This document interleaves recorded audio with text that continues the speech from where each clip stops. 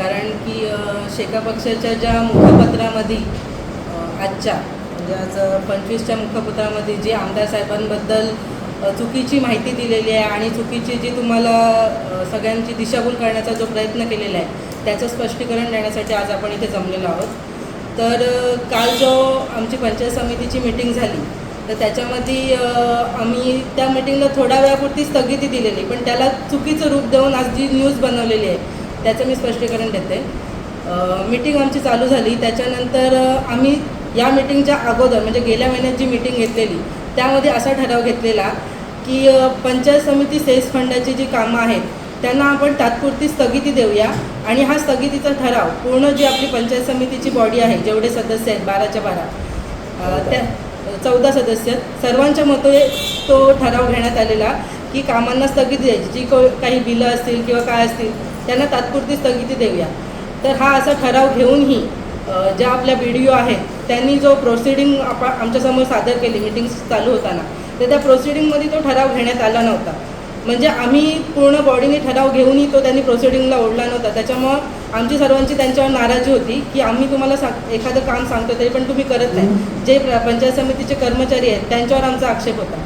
तर त्यावेळेला आम्ही तात्पुरती थोडा वेळपुरती स्थगिती घेऊन आम्ही आमच्या कॅबिनमध्ये जाऊन चर्चा केली आणि त्यानंतर पूर्ववत ती मीटिंग चालू करण्यात आली। तुम्ही प्रोसिडिंग चेक करू शकता, कालची मीटिंग रद्द झालेली नाही, मीटिंग झालेली आहे। झाला हा विषय।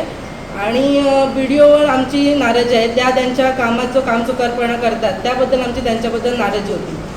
तर ज्या आपल्या पंचायत समितीच्या BDO आहेत ते अपंग आहेत, त्याबद्दल आम्हाला त्यांच्याबद्दल सहानुभूती आहे, ते अपंग आहेत सगळं मान्य आहे आम्हाला, पण त्या सर्वप्रथम आपल्या तालुक्याच्या BDO आहेत, त्यांनी त्यांच्या कामात केलेला कामचुकारपणा सहन केला जाणार नाही आणि शासनाने देखील त्यांच्यावर अन्याय केलेला आहे।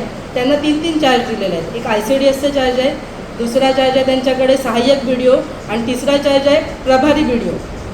तर आमची शासनाकडे मागणी आहे की एवढे चार्ज त्यांना सांभाळता येत नाही, त्यांना तेवढं काम हँडल होत नाही, तर आमच्या अलिबाग पंचायत समितीला सक्षम आणि कार्यक्षम BDO देण्यात यावा ही आमची सर्वप्रथम मागणी आहे शासनाकडे, ती आम्ही सर्वजण मागणी करणारच आहोत।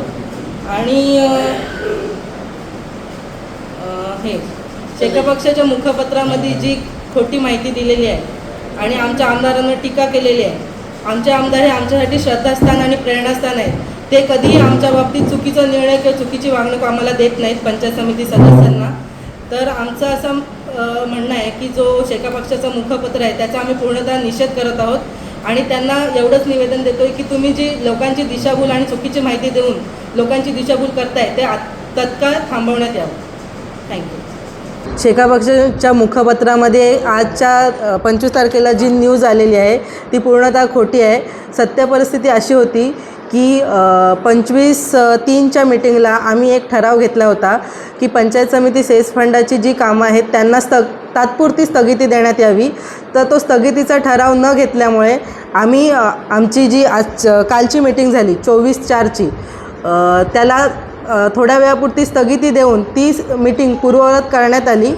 तर शेका पक्षाच्या मुखपत्रात दिलेली बातमी ही पूर्णतः खोटी आहे, एवढंच माझं म्हणणं आहे।